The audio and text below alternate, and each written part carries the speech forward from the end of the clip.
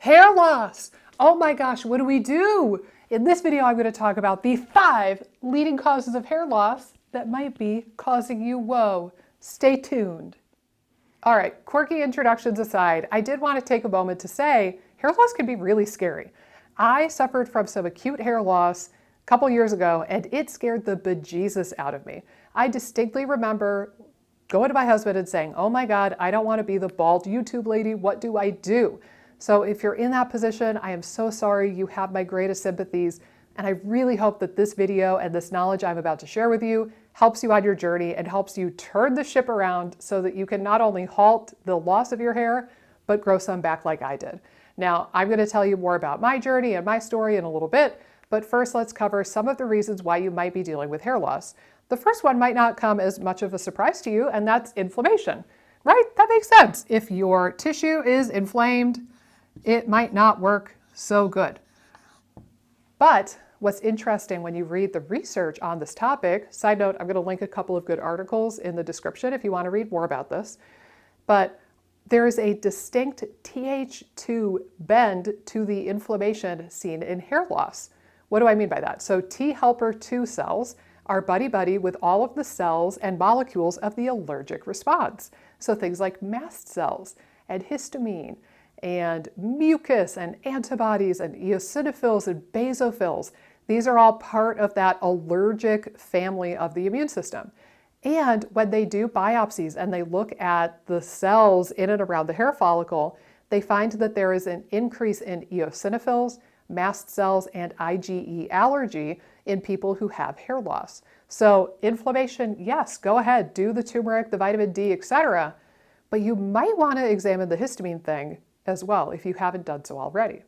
Interesting stuff. Now, the second reason also might be somewhat familiar to a lot of you, and that's hormones. Hormones obviously have a role to play in hair loss, and honestly, this was one of the things I went to. As soon as I started losing fistfuls of hair, the first thing I did was run out and test my ferritin and test my TSH.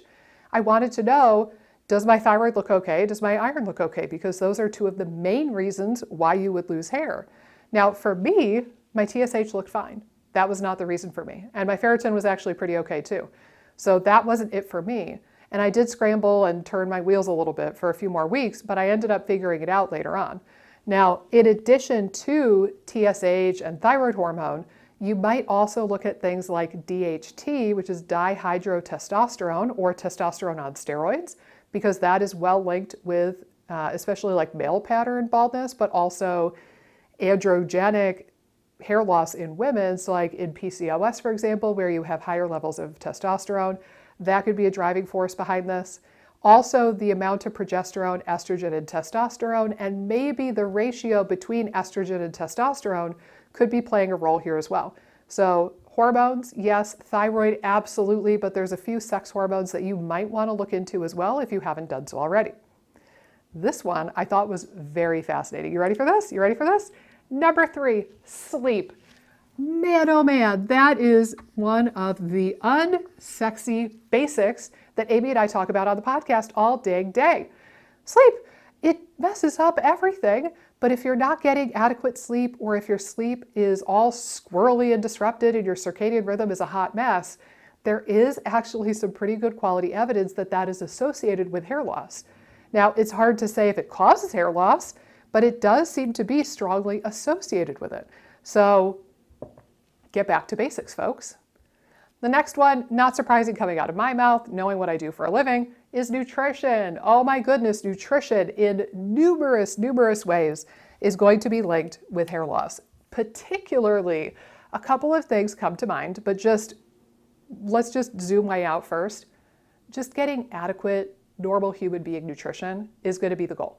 You don't need a SIBO specific diet or an allergy specific diet or a Hashimoto specific diet. Just go back to nutrition 101 level stuff, pick up a general nutrition book and just run with that. And I think that that'll cure most of what ails you.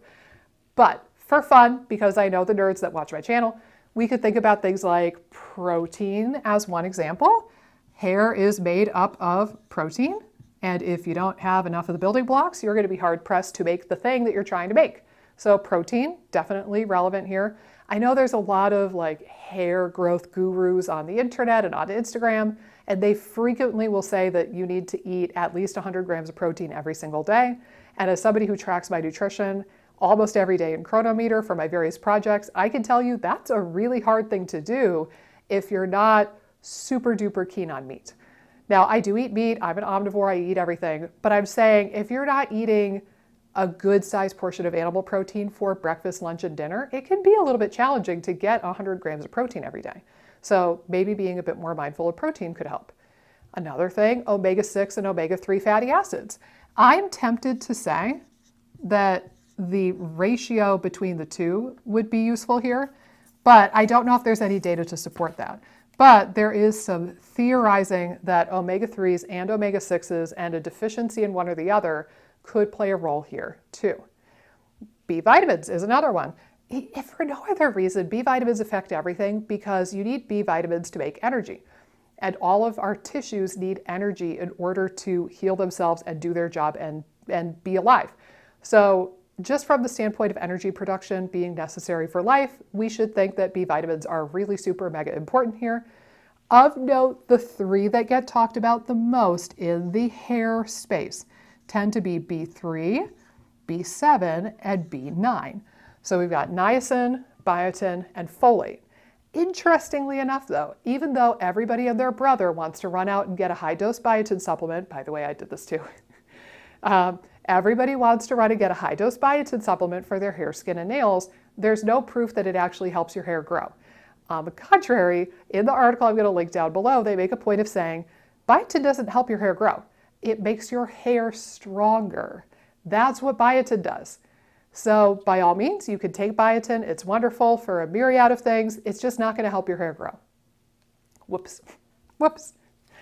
Also, vitamin D and E seem to have some relation to hair growth and the ability to turn around hair loss. So if you're not getting enough vitamin D, if you're not getting outside, or if you cut out all the vitamin E sources out of your diet because you went gluten-free, for example, you might want to examine those two nutrients. And there's a few minerals. So the big one that I already mentioned was I tested my ferritin because iron is super, super important here, but also zinc and selenium in particular seem to be related. So let's see, Fe for iron, Zn is zinc, and Se for selenium. And then last but not least, this last one actually is going to bring us right back over here to the hormone conversation. By the way, this is bugging me. There we go. I could finish the word hormone. So this is going to bring us back over to the hormone conversation. Anything that makes you hypothyroid or disrupts thyroid function could result in hair loss, right? So the obvious one that comes up is iodine and maybe selenium for thyroid health. But what about humble, old, shunned carbohydrates? Amy and I have been talking about this for a long time, and we have both noticed time and time again that when people, particularly women, cut carbs out of their diet, their thyroid throttles down. The thyroid is smart enough to know if you have enough energy to do stuff. And if it perceives a starvation state by cutting out one of the macros, it's going to throttle its activity down so that you don't have gas to run the car. It's very smart to do that on some level. We get why it does that. But in this day and age where everybody demonizes carbs and sugars and insulin and everything, every morsel of carbohydrate is a boogeyman set to destroy your life forever, carbs go by the wayside. People chuck them out of their diet, and then the thyroid suffers, and then we wonder why we're losing a bunch of hair. And as a side note, I have seen keto female patients who are losing hair. And now, in retrospect, years later, I have the clarity and the knowledge to say, oh, I bet if I somehow could convince them to eat carbs, I bet that would have turned around the condition. Whoops, I didn't know at the time. But carbs, I think, are actually necessary for hair growth and hair function, whether we want to admit that or not. And now for the big Mac Daddy of them all, this is the most crucial huge OMG one of them all. I think it's more important than possibly all of the other ones, with the possible exception of nutrition. This is the one that affected me. I'll tell you my story momentarily, but the big reveal, what is the number one contributor? OMG. She's at it again. She's talking about stress again. Gosh darn it. Bear with me. Let me talk about the science for a minute, and then you can leave the channel if you want, if I'm annoying you. Seriously though, this was mine. And I could talk about the nerdy science of it, right? We know from that article linked below that stress increases substance P release in and around the hair follicle, and that is very inflammatory. We know that stress chemistry decreases proteoglycan synthesis and hyaluronic acid, both of which are needed to keep hair follicles healthy. We also know that stress chemistry promotes the hair follicles transformation from an anagen growth phase to a telogen getting ready to fall out phase of its development and its life cycle. So there are numerous ways that we could talk about this scientifically. But at the end of the day, here's the way I kind of conceptualize this. If I'm in fight or flight, or if I'm stressed out, how consciously aware of it I am, we'll get to that in a moment. But if I'm on some level in fight or flight mode, my body is trying to conserve resources and send resources to my legs and my arms and my lungs and my heart, because on some level, my nervous system believes that I need to run away from a threat. So is it going to take the time and effort and resources and nutrients and send them to growing long, luscious hair? No, this is so optional. Heck, hair loss might be good in the fight or flight response because it'll make your head more aerodynamic so you can run faster. You're not going to waste time and resources growing hair when you are in a constant state of threat. So now to kind of share my story. So I noticed my hair loss quite a lot too. I was, clumps coming out about 2 days into the lockdown in 2020. And initially I didn't think much of it. I had actually just gotten my hair trimmed the Friday before lockdown, and then it was like the Sunday or Monday that I started noticing the hair loss. And I thought, I don't know, like maybe it was some hair product that she used or something. I don't know what I thought, but I didn't think anything of it initially. And then it persisted and it persisted, and I started to get freaked out, and I started wondering what the heck is going on. So like I said, initially I went to the moneymakers here. I tested my thyroid and I tested my ferritin, and they looked pretty okay. So that didn't turn up anything, and that left me kind of scratching my head for a while. I tried the biotin supplement, that didn't work. I tried a pregnenolone supplement, that really didn't work. But the thing that really turned it around for me was just coming to grips with the fact that I was way more stressed than I realized. And this is the key. You can be blissfully unaware of your stress level, and I know because I am one of these people. I don't know how or why, I don't even know if it's a good thing or a bad thing. But when I'm stressed, nobody around me really sees that. I just take all that stress and I bottle it up and I shove it down deep. But I shove it down so deep that even I don't really appreciate how stressed I am. I will frequently be in very stressful situations and I will think, it's cool, man, I'm cool as a cucumber, I'm so good under stress. But I'm bottling it up and my body is still feeling that and dealing with ramifications. So even if you don't feel stressed, you might still want to examine this. This was the case for me. I thought I was taking the pandemic in relative stride. I felt like I was handling the end of the world relatively well, but my body was screaming at me, no, you're not, man. You really need to work on this. And it took me a few weeks to really turn this around. And honestly, I'll show you what my cure was. I can actually visually show you what my cure was. You ready? The lighting isn't perfect, but you can just deal. Hold on. Da, da, da, da, da, da, da, da. This is my cure. Sorry, the lighting isn't perfect back here because I have all the lights facing that way. I took up painting. I gave myself a hobby. I started working on my damn stress. And that is what turned this around. This is what actually cured my hair loss. And I've been painting ever since, and I have not been losing as much hair. Do you still lose hair? Of course you do. On average, each person loses about 100 or 150 strands of hair every day. So some hair loss is normal, but I slowed it back down to normal and it's much more manageable and I'm not freaking out anymore, in part because I have learned how to manage my stress a little bit more effectively than I was at that time. Now, I feel like it wouldn't be the hair loss video here if I didn't at least tell you about a couple of band-aids that might help you. So here's a couple of ideas that you could start to implement shy of picking up a painting hobby. So number one, rosemary oil or rosemary tea can be really helpful for stimulating hair growth. Does it work for everybody? No.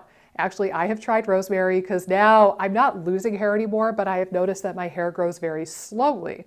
And I've tried time and time again to put rosemary oil on my scalp, diluted with a carrier oil, and I have not noticed any difference. But a lot of people do. So I felt like I needed to mention it, and it might help some of you out there. What you do is you get like a dropper bottle or something, you put some carrier oil in, like jojoba or coconut oil or olive oil, whatever it might be. You put some rosemary essential oil in that, mix it up, and put it all on your scalp in your head, let it sit there for a couple of hours, and then go shampoo it out. That works really, really well for some people. Likewise, you could make a tea out of rosemary, just cook it on the stovetop, strain out the herb, and then you could put it in a squirt bottle or something, and you could spray or squirt the rosemary tea onto your scalp, and it should have a similar effect. It's kind of whichever one you want to do. I think the oil might be a little bit more potent, but nonetheless.